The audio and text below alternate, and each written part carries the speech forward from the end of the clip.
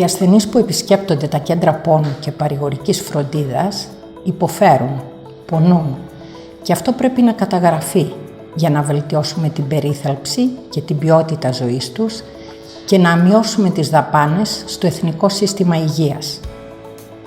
Η καταγραφή του Μητρώου Ασθενών με χρόνιο νευροπαθητικό πόνο είναι μια νέα πρωτοβουλία της ελληνικής εταιρείας θεραπείας πόνου και παρηγορικής φροντίδας, της Παρισία.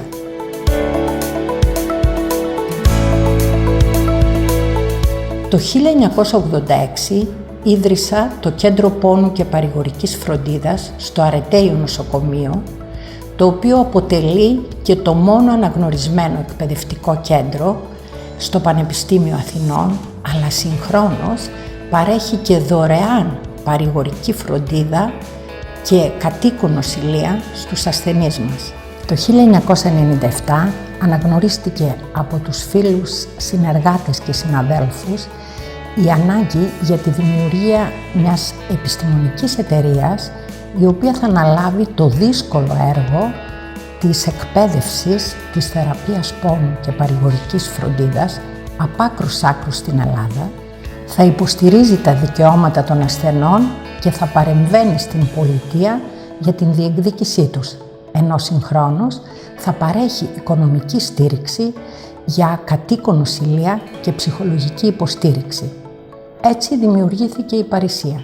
Οργανώσαμε πανελλήνια και παγκόσμια συνέδρια, εκπαιδευτικές ημερίδες για νοσηλευτές, για γιατρούς και επαγγελματίες υγείας, εκδίδουμε την εφημερίδα μας, ενώ συγχρόνως στηρίζουμε οικονομικά τους ασθενείς και ψυχολογικά υποστηρίζουμε τόσο τους ασθενείς όσο και τις οικογένειές τους.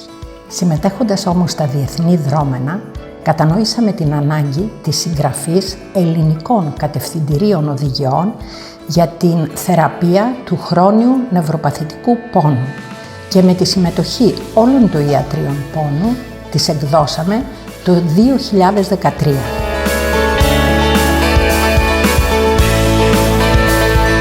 Τώρα σας καλούμε όλους στη νέα μας πρωτοβουλία που ελπίζουμε ότι θα καλύψει ένα κενό στη χώρα μας.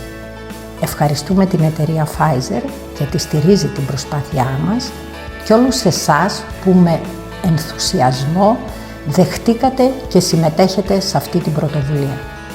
20 χρόνια δουλεύω σε ιατρία πόνου και παρηγορικής φροντίδας του Εθνικού Συστήματος Υγείας και μέχρι σήμερα δεν έχω καταφέρει να καταγράψω τη δουλειά μου αποτελεσματικά, να μπορώ να ανακαλώ πληροφορίες για τους ασθενείς μου, να δω αν πέτυχε ή απέτυχε η αγωγή που τους παρήχα και το αποτέλεσμα είναι όλη αυτή η δουλειά να έχει ενσωματωθεί μόνο σαν προσωπική εμπειρία και έτσι να χάνεται. Ένα μητρό καταγραφής ασθενών θα έλυνε αυτό το πρόβλημα.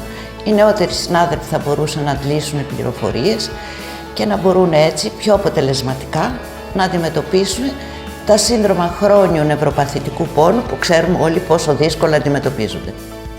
Πριν από 25 χρόνια ξεκινούσαμε τις προσπάθειες για τη δημιουργία και τη λειτουργία του Ιατρείου Πόνου και Παρηγορικής Αγωγής του Αρετείου Νοσοκομείου.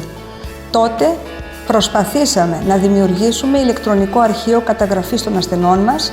Το κόστος ήταν υψηλό, δεν βρέθηκε χορηγός ούτε σε κρατικό ούτε σε ιδιωτικό επίπεδο.